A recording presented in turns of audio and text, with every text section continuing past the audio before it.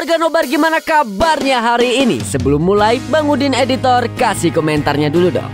Mau curhat, gue pernah diselingkuhin 2 kali, tapi nggak tahu kenapa sampai sekarang gue nggak bisa mutusin dia, dan gue masih sering ngasih antar jemput dia kerja. Tahu nggak kalian? Ini tuh ciri-ciri bulol, bucin, tolol. Udah budak, cinta, tolol. Tuh, berarti bener banget nih kata-kata orang selama ini nih. Cinta itu memang buta dan bikin kita jadi bodoh sampai melakukan hal-hal di luar nalar. Nah, gua ada satu film yang bisa buktiin kalau cinta itu memang buta. Film ini menceritakan seorang suami yang berjuang menyelamatkan istrinya yang diculik kelompok psikopat misterius meskipun istrinya sudah ketahuan selingkuh. Nah kan? Oke, yaudah daripada berlama-lama lagi langsung saja siapkan mata, telinga dan anu-anuan kalian semua. Mari kita nobar dan inilah Vida Muyarsi. எனக்கு இந்த ஜெனரேஷன் பத்தி தெரியாது கைல். ஆனா நான் let's not give up on each other. வெளியில செய்யணுமோ ஏன் சைடுல இருந்து ஸ்வீட் ஒரு மெசேஜ் அனுப்பியிருந்தேன். யா சோ நீ அந்த மெசேஜ் ரொம்ப நேரம் கழிச்சு பார்த்த. என்னைக்காவது நான் உன்னை ஸ்வீட்டம்னு கூப்பிட்டுருக்கேன்? தப்பா உனக்கு அனுப்பிட்டேன். உரைக்கவே இல்லை.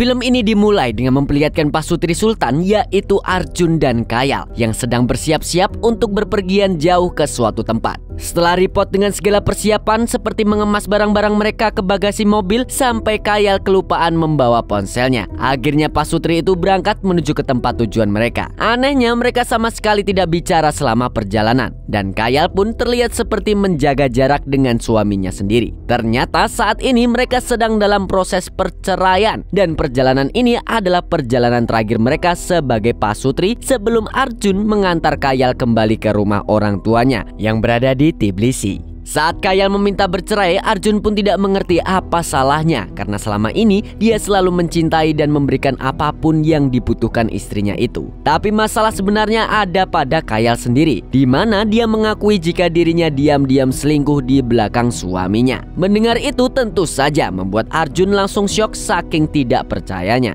என்னால செய்யணுமோ ஏன் சைடுல இருந்து ஸ்வீட் ஒரு மெசேஜ் அனுப்பியிருந்தேன். யா சோ நீ அந்த மெசேஜ் ரொம்ப நேரம் கழிச்சு பார்த்த. என்னைக்காவது நான் உன்னை ஸ்வீட்டம்னு கூப்பிட்டுருக்கேன்? தப்பா உனக்கு அனுப்பிட்டேன்.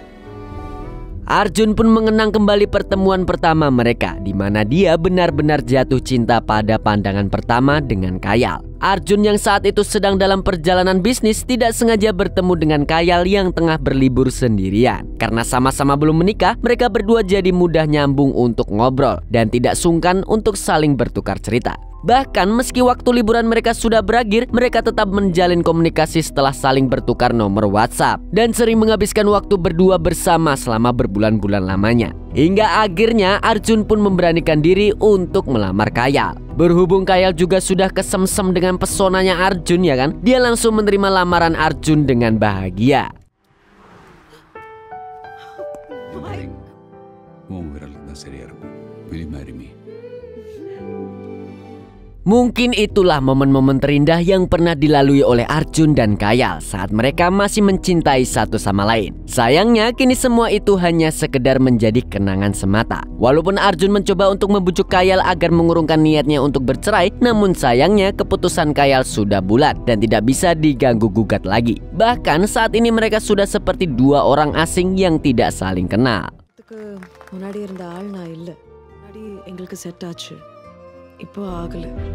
Dan semua tragedi ini bermula saat Kayal sempat hamil. Tapi sayang takdir berkata lain karena Kayal mengalami keguguran dan harus kehilangan calon buah hatinya bersama Arjun. Tidak hanya itu, dia juga divonis tidak akan bisa hamil lagi karena ada kerusakan rahim. Sejak kehilangan bayinya, Kayal pun menjadi depresi dan sering mengurung diri di rumah sambil terus menangisi kepergian bayinya. Alhasil kehidupan rumah tangga mereka yang semula harmonis, penuh cinta dan tawa bahagia pun mulai berubah. Seperti sayur tanpa garam, kehidupan pernikahan mereka terasa hambar, kelam dan tidak ada gairah sama sekali.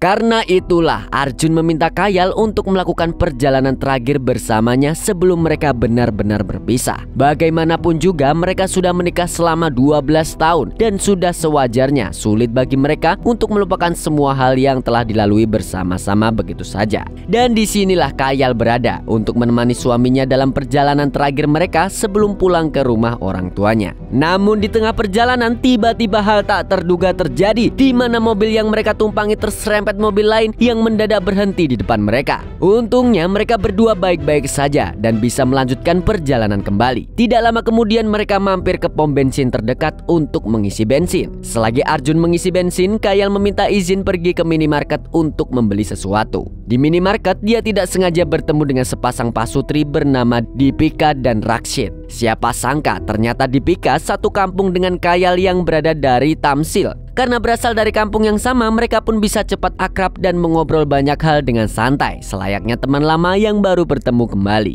Di sisi lain, Arjun tidak menyangka bisa bertemu dengan si pemilik mobil yang tadi hampir bertabrakan dengannya. Ternyata mobil itu dikendarai oleh sekelompok anak muda dengan tampang selengean. Awalnya Arjun ingin mengabaikan mereka karena tidak kenal. Namun si ketua geng yang bernama Michael malah memancing keributan dengan memprovokasi Arjun tanpa henti. Untungnya Arjun orangnya penyabar dan tidak mudah tersulut emosi. Tidak ingin berurusan dengan para berandalan, Arjun langsung mengajak Kayal yang baru kembali dari minimarket untuk segera pergi dari tempat itu.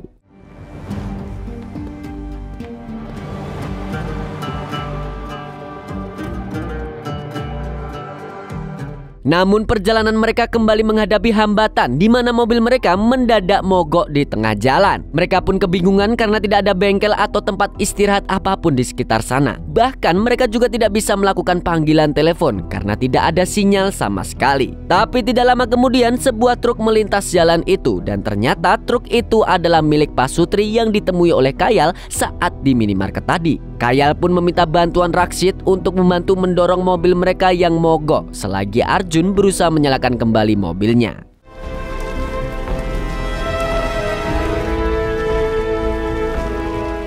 Sayangnya mobil Arjun tetap tidak bisa dinyalakan. Awalnya Arjun ingin meminta tumpangan untuk mengantarkan mereka ke tempat peristirahat berikutnya. Sayangnya karena barang bawaan mereka banyak, truk Rakshit tidak bisa menampung barang lainnya. Mengingat dia dan istrinya juga harus mengantar paket yang harus dikirimkan hari itu juga. Namun Deepika memberitahu kalau dia bisa membantu menelpon mobil derek saat mereka tiba di tempat tujuan mereka, yaitu sebuah warkop bernama Jabar. Di saat bersamaan, Kayal mendadak merasa mual dan kurang enak badan. Karena khawatir dengan kondisi Kayal jika harus menunggu lama di sana, Deepika pun menawarkan agar Kayal ikut bersama mereka dan menunggu di Jabar selagi Arjun menunggu mobil derek selesai memperbaiki mobil mereka. Tidak enak menolak bantuan Deepika, akhirnya Kayal bersedia ikut bersama mereka pergi ke Jabar.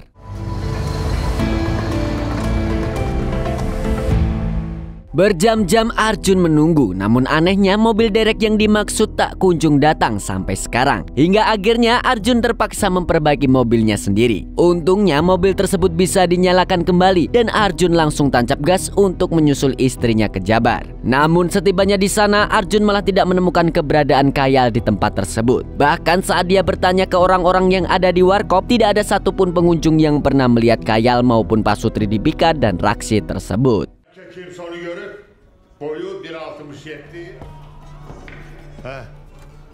Onun dediğine göre o yük makinesinin sürücüsüyle geldi. Di luar warkop, Arjun menemukan telepon umum dan berniat menghubungi polisi untuk meminta bantuan mencari keberadaan istrinya. Sayangnya teleponnya tidak bisa digunakan. Dia juga tidak bisa memeriksa situasi di sekitar warkop karena kamera CCTV di sana juga sudah rusak sejak 2 bulan yang lalu. Karena tidak bisa berbuat apa-apa di tempat ini, Arjun memutuskan untuk pergi ke kota terdekat. Sebelum pergi, Arjun sempat meminta pemilik warkop yang bernama Jabar agar menyuruh istrinya menunggunya kalau dia sudah sampai di sini. Setelah itu, Arjun pun kembali melanjutkan perjalanan seorang diri. Namun di tengah perjalanan, dia menemukan truk milik pasutri tersebut yang baru melintas jalanan itu. Tanpa pikir panjang, Arjun langsung tancap gas dan berusaha mengejar truk tersebut. Saat dia berhasil mendekati truk itu dan meminta Rakshit untuk berhenti, Rakshit malah tidak peduli dan seakan sengaja mengabaikan ucapannya Arjun.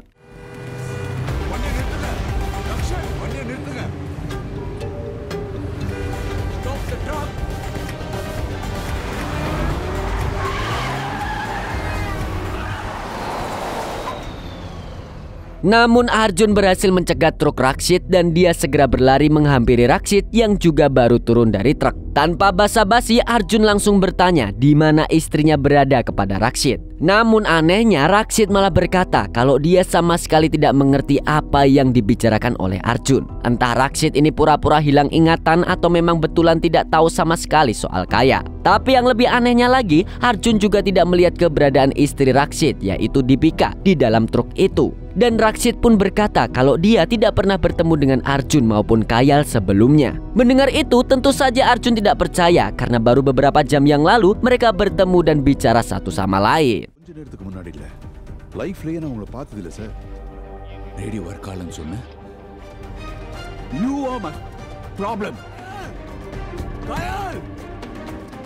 Tidak lama kemudian seorang polisi yang sedang berpatroli di wilayah itu datang dan Arjun segera memanggil polisi itu untuk meminta bantuan. Tanpa basa-basi Arjun langsung menuduh kalau Rakshit telah menculik istrinya. Namun sekali lagi Rakshit menjelaskan kalau dia sama sekali tidak menculik istri siapapun dan dia hanya berkendara sendirian dengan truknya. Bahkan saat polisi tersebut menggeledah truknya, tidak ditemukan seorang pun yang berada di dalam truk itu. Karena masih tidak percaya, Arjun meminta untuk mengecek muatan yang ada di bagasi belakang. Namun hasilnya tetap nihil dan Arjun tidak menemukan istrinya di sana. Saat polisi itu mengecek KTP mereka berdua, Arjun pun terkejut saat mengetahui kalau nama yang tertera di KTP si pemilik truk bukanlah Rakshit, melainkan bernama Diraj. Karena tidak menemukan hal yang mencurigakan, akhirnya polisi itu membiarkan Rakshit untuk pergi. I have to let him go. He's a liar. வேற ஏதோ ஒரு ட்ரக்கை பார்த்துட்டு என் ட்ரக்கை நினைச்சு குழம்பிருக்குங்க. உங்க கோவம் எனக்கு புரியுது. Meski begitu, tidak semudah itu bagi Arjun untuk percaya semua hal yang diucapkan oleh Rakshit. Namun dia tidak bisa berbuat apa-apa karena dia tidak punya informasi apapun seperti plat nomor untuk mengidentifikasi truk yang membawa Kayal. Polisi itu pun menyarankan dia pergi ke kota seberang untuk menemui atasannya di kantor polisi agar bisa melaporkan istrinya yang hilang. Setibanya di kantor polisi, Arjun segera menemui kepala polisi bernama Majid. Sayangnya karena tidak terlalu mengerti bahasa daerah sana, dia pun kesulitan memahami ucapan kepala polisi itu. Untungnya si kepala polisi masih melek teknologi dan menggunakan Google Translate untuk berkomunikasi dengan Arjun. Majid pun berkata kalau dia akan membantu mencari istri Arjun yang hilang. Namun Arjun harus bersabar karena laporannya baru bisa diproses setelah 24 jam. Tidak punya pilihan lain, Arjun hanya bisa menyerahkan pencarian Kayal sepenuhnya kepada polisi. Please help me find my wife, please. We call you. Czech police will investigate. Selesai melapor ke polisi, Arjun kembali ke warkop dan berharap jika Kayal sudah berada di sana. Sayangnya saat bertanya kepada Jabar, dia bilang kalau tidak ada wanita dengan ciri-ciri seperti Kayal datang ke warkopnya. Kemudian seorang pengunjung tiba-tiba menyuruh Arjun untuk memeriksa toilet wanita karena barangkali istrinya berada di dalam sana. Namun saat pintu toilet dibuka, di dalam hanya ada seorang wanita yang sedang mabuk dan pengunjung tadi cuma mengerjainya saja. Saat melihat orang-orang yang ada di sana terlihat tidak peduli dengan dirinya yang khawatir, emosi Arjun jadi tersulut dan dia memaksa untuk memeriksa nama para pengunjung yang datang ke warkop itu hari ini. Karena tidak suka ada orang asing yang bertindak kasar di warkopnya, Jabar pun langsung mengambil senapan dan mengarahkannya kepada Arjun untuk mengusirnya.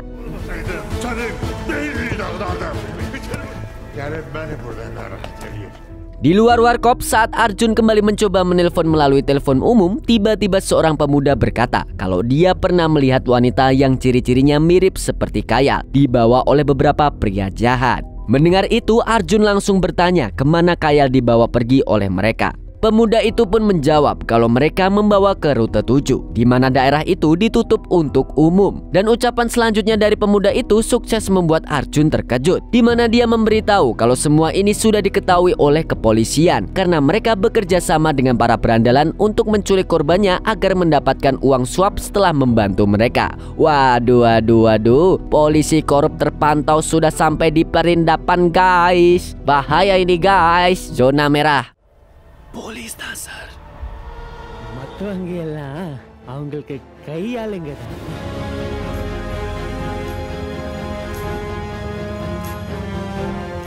Karena penasaran, Arjun pergi ke rute 7 untuk memeriksa apakah benar Kayal memang dibawa oleh para penculik ke tempat itu. Namun setibanya di sana, Arjun justru melihat mobil Michael terparkir di sana. Saat mengecek mobil itu, tiba-tiba Arjun diserang dari belakang dan ternyata orang yang menyerangnya adalah Michael dan gengnya. Yang lebih mengejutkan lagi, ternyata pemuda yang memberitahu bahwa Kayal ada di sini adalah salah satu komplotannya Michael yang ditugaskan untuk menjebak Arjun. Saat Arjun terpojok, Michael langsung memukulnya hingga pingsan. Saat siuman, Arjun mendapati dirinya sudah dalam keadaan diikat dan dikepung oleh Michael dan gengnya. Tidak lama kemudian, Deepika dan Rakshit muncul bersamaan dan mereka berdua juga ikut andil untuk menjebak Arjun. Tidak hanya itu, mereka berdua adalah ketua sindikat penculik yang sudah memakan ratusan korban. Deepika lalu memberitahu suatu hal yang membuat Arjun syok setengah mati saking tidak percaya, di mana katanya Kayal sendirilah yang merencanakan penculikan tersebut untuk menghabisi Arjun. Bahkan orang yang telah menyewa jasa mereka adalah cowok selingkuhannya Kayal. Yo, இன்னும் நான் சொல்றது நம்பலையா நீ? இல்ல? உனக்கு ஏற்கனவே தெரியும் தானே? And much younger than you. கல்யாண தீர்த்து கட்டுற அளவுக்குலாம் அவ போக மாட்டா. I like this guy, Rakshit. Meski begitu, Arjun tidak percaya karena sekalipun Kayal sudah tidak mencintainya lagi, namun dia tidak akan mungkin memiliki niat jahat untuk membunuh suaminya sendiri. Melihat ada pria yang masih bucin walaupun sudah diselingkuhi seperti Arjun, Deepika pun menawarkan agar Arjun menyewa mereka saja untuk membalas perbuatan istrinya itu. Mendengar itu, Arjun tertegun karena mereka sama sekali tidak menganggap penting dan berharganya nyawa seseorang. Dan ternyata Deepika ini memang memiliki jiwa psikopat dan pernah dirawat di RSJ saking bahayanya jika dibiarkan berkeliaran bebas di luar sana. தீபிகாவுக்கு கொஞ்சம் கூட குற்ற உணர்ச்சி குணப்படுத்துறதுக்கான வாய்ப்பும் ரொம்ப குறைச்சு.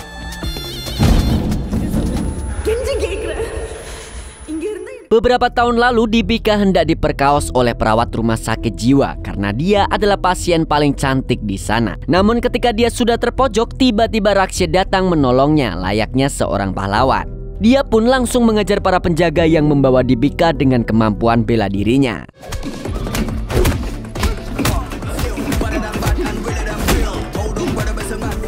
Are you okay? My name? Deepika! Sejak saat itulah rasa cinta pun mulai bersemi di antara mereka. Deepika yang merasa sendirian berada di RSJ seolah-olah mendapat pasangan hidup yang benar-benar memiliki visi dan misi yang sama sepertinya. Seperti Joker yang membutuhkan Harley Quinn, mereka pun menjadi partner in crime sejati. Mereka kemudian kabur dari RSJ. Lalu setelah itu Deepika menghabisi seluruh keluarganya karena mereka telah mengirimnya ke RSJ. Dan sejak saat itu Deepika dan Rakshit membentuk sindikat penculikan yang menargetkan orang kaya sehingga mereka bisa memeras uang sebanyak mungkin. Kembali ke masa sekarang. Di sini Rakshit memberikan 4 pilihan kepada Arjun. Pertama, mereka bisa menghabisi Arjun saat itu juga sesuai dengan permintaan Kayal. Kedua, Arjun bisa membayar mereka untuk menghabisi istrinya. Karena masih memikirkan nasib istrinya, Arjun memutuskan untuk melakukan apa saja yang diinginkan oleh mereka asalkan bisa menyelamatkan Kayal. Bulol. பணம் கொடுத்துரு, உன் பொண்டாட்டியை போட்டு தள்ளிடுறேன். ஓகே. நீ 8 வருஷமா WHC குரூப்ல வைஸ் அக்கவுண்ட்ல 16 லட்சம் மன்னத்தாவது இருக்கு. அது என் கைக்கு வந்துட்டா உன் பொண்டாட்டி கூட்டிட்டு போயிட்டு நொறுங்கிட்டு இருக்க. Kemudian Rakshit menunjukkan sebuah kota yang tidak jauh dari tempat mereka berada dan menyuruh Arjun untuk menarik uang di bank yang ada di kota tersebut. Sebelum Arjun pergi, Rakshit memperingatkannya agar tidak berbuat macam-macam jika ingin istrinya selamat karena dia akan selalu memantaunya setiap saat. Dan Arjun pun hanya memiliki waktu 45 menit saja untuk melakukan transaksi itu. Condition போடுற இடத்துல இருக்கிற நினைப்பா உன் கனெக்ஷன் இருக்கு. போலீஸ்க்கு ஃபோன் பண்ணலாம். I will be monitoring you. அண்ணே, உன் பொண்டாட்டி உயிரோட வேணும்னா உனக்கு 45. Sesampainya di bank, Arjun malah terlihat ragu untuk masuk ke dalam. Dia berpikir apakah dia harus merelakan semua uang yang dimilikinya hanya demi menyelamatkan wanita yang sudah mengkhianatinya itu. Di tempat lain, Kayal yang ternyata benar-benar diculik tengah disekap di suatu tempat dan Deepika sedang berada di sana untuk menjaganya. Ternyata semua hal yang diceritakan Deepika kepada Arjun soal Kayal yang merencanakan penculikan ini bersama selingkuhannya hanyalah bohong belaka. Dan plot twistnya lagi nih, dalang sesungguhnya di balik penculikan ini katanya adalah ulah sahabat Kayal sendiri, yaitu Anu. Seperti pepatah lama yang berbunyi, teman makan teman. Anu diam-diam naksir Arjun dan berniat untuk menyingkirkan Kayal dari hidup Arjun untuk selamanya. Makanya dia memanfaatkan kabar soal perselingkuhan Kayal untuk merebut Arjun agar menjadi miliknya. Tapi ada plot twist di balik plot twist nih guys, di mana ternyata Arjun sudah tahu kalau Anu lah yang telah merencanakan penculikan ini. Namun dia tetap membiarkannya menjalankan rencananya tersebut. Just because she's single, உன் குடும்பத்தை கெடுத்துடலாமா? காயம்பட்ட ஆம்பளை எந்த எக்ஸ்ட்ரீம்க்கு போவான்னு? Sama seperti sebelumnya, Deepika menggunakan kesempatan ini untuk mendapatkan keuntungan bagi dirinya sendiri, di mana dia menawarkan diri untuk membantu Kayal membalas perbuatan Anu dan Arjun, asalkan Kayal bisa membujuk cowok selingkuhannya untuk memberikan uang sebesar 2 juta manat sebagai imbalan jasa mereka. Namun Kayal menolak karena dia tahu jika Arjun adalah pria baik-baik dan dia tidak akan pernah berpikir untuk mencelakainya. Menurut Deepika, Kayal hanya wanita munafik dan tidak lebih baik darinya. Karena jika Arjun memang pria baik, lantas kenapa dia selingkuh dari suaminya itu? Prakash கூட கை பிடிச்சிட்டு ஊரு சுத்தும் போதெல்லாம் தெரியலையா? அண்ணா ரக்ஷித்க்கு துரோகம் பண்ணதே இல்லை. பணம் உன்கிட்ட இருந்து வந்துச்சுன்னா உனக்கு சாதகமா திருப்பிக்கிற? வா. Di sisi lain, akhirnya Arjun memutuskan untuk tetap mengambil uangnya agar bisa menyelamatkan Kayal. Namun saat Arjun mengatakan nominal uang yang ingin diambilnya, teller bank mengatakan kalau dia tidak bisa mengambil uangnya di sini karena nominalnya terlalu besar. Meski begitu, Arjun terus berusaha membujuk si teller bank dengan mengatakan kalau hari ini adalah hari gajian karyawan di sana. Jadi pihak bank pasti memiliki simpanan uang tunai di sini. Pada akhirnya si teller bank bersedia mengecek simpanan uang yang ada di bank itu. Give me 2 minutes, sir. Let me check how much cash there's in the bank.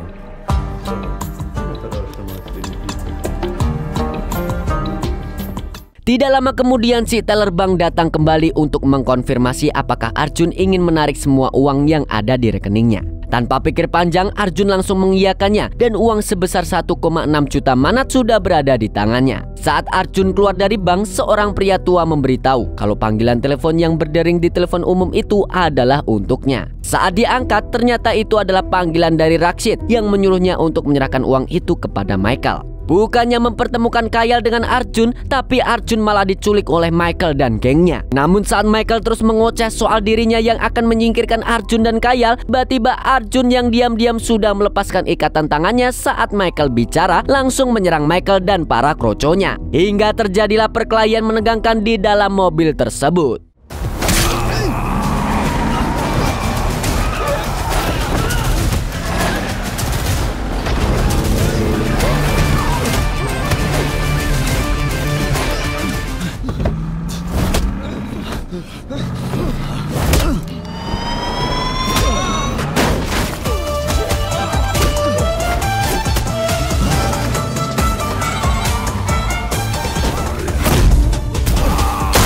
Pada akhirnya Arjun berhasil memojokkan Michael dan para kroconya. Kemudian Arjun menyandra Michael agar dia bersedia memberitahu di mana keberadaan Kayal. Namun karena Michael tetap tidak mau membuka mulut, Arjun pun memilih untuk menyiksa Michael yang terikat di kursi mobil dengan berkendara secara ugal-ugalan. Sehingga lakban yang menutupi lehernya membuatnya kesakitan karena tercekik lakban.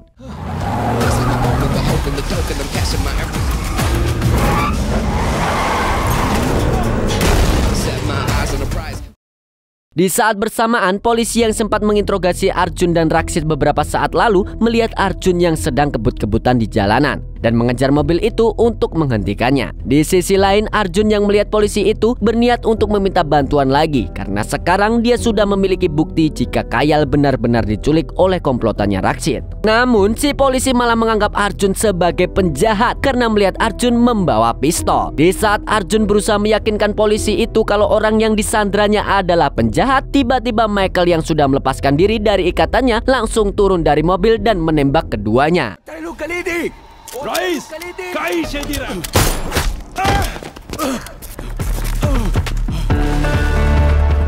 Untungnya Arjun masih bisa selamat setelah tidak sengaja terjatuh ke bawah bukit saat Michael berusaha menembaknya. Saat Michael pergi dari sana, Arjun kembali naik ke jalanan dan membawa mobil polisi untuk mengejar Michael. Sayangnya dia kehilangan jejak dan tidak tahu kemana Michael pergi. Di sisi lain, Michael sudah tiba di markas untuk memberikan uang tebusan itu kepada Rakshit. Setelah itu, Rakshit menyuruh semua anak buahnya untuk segera kabur dan mengosongkan tempat itu sebelum ketahuan oleh pihak kepolisian.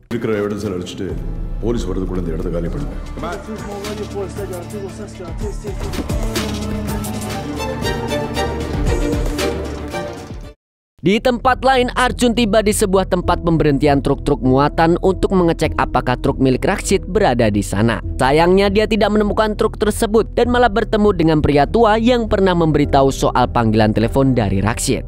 Di situ Arjun pun menyadari kalau pria tua itu juga merupakan salah satu dari komplotannya Rakshit. Karena itulah diam-diam Arjun mengikutinya dari belakang dan berhasil menyusup masuk ke rumah pria tua itu. Saat melihat Arjun, pria tua itu langsung panik dan hendak kabur dari sana. Namun Arjun langsung menghentikannya dengan menghajarnya.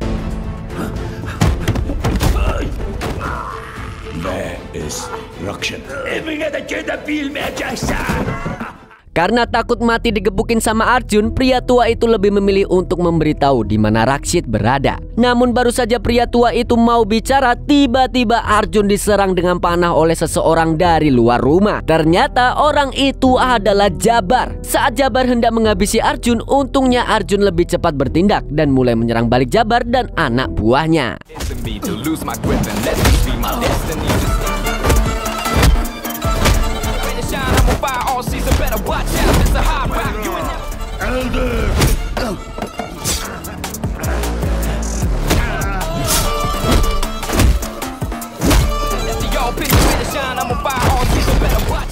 Akhirnya ketiga orang itu berhasil ditumbangkan dan Arjun juga sudah mengetahui lokasi keberadaan Rakshit. Tanpa buang-buang waktu lagi, Arjun segera menuju ke tempat tersebut. Setibanya di sana, Arjun langsung dihadang oleh anak buah Rakshit. Mau tidak mau, Arjun pun harus menghadapi mereka satu persatu.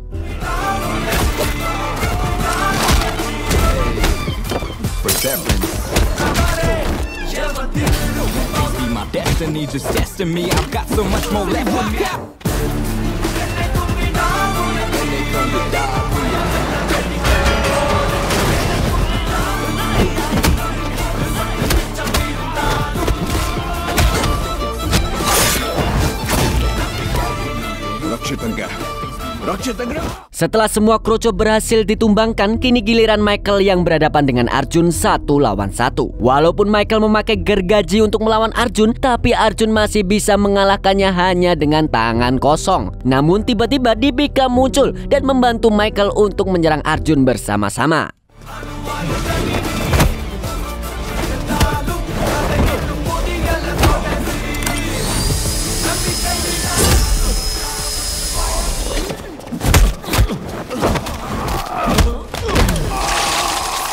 Naasnya Michael tewas dalam pertarungan itu karena terkena senjata makan tuan dari gergaji miliknya sendiri. Tidak terima Michael tewas begitu saja, Deepika pun marah dan langsung membekap muka Arjun dengan kain. Arjun yang kesulitan bernapas pun terus memberontak hingga tak sengaja membuatnya dan Deepika terjatuh dari jendela. Sialnya Deepika malah tidak sengaja terjatuh ke dalam cairan asam hingga membuatnya langsung tewas di tempat. Saat melihat Deepika tewas di hadapannya, amarah Rakshit langsung tersulut dan menyerang Arjun secara membabi buta.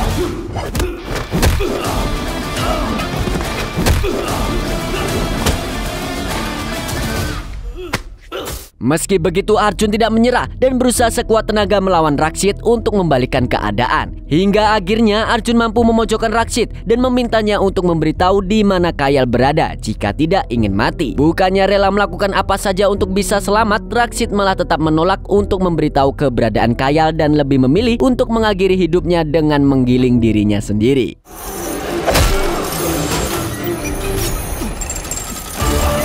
No empire, please! Oh, sweet!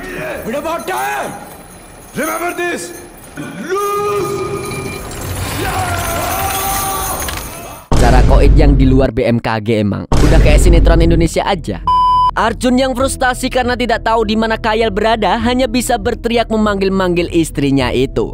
Tidak lama kemudian dia tidak sengaja melihat ada 2 ekor anjing yang sedang menggali-gali tanah. Saat Arjun mengeceknya, ternyata terdapat pintu rahasia yang terkubur di balik tanah tersebut. Saat masuk ke dalam, Arjun langsung syok ketika menemukan tubuh seorang wanita yang sudah tidak bernyawa dengan kondisi wajahnya yang diperban sehabis melakukan operasi plastik. Melihat itu, Arjun tak kuasa menahan tangisnya karena berpikir kalau jasad wanita itu adalah jasad Kayal.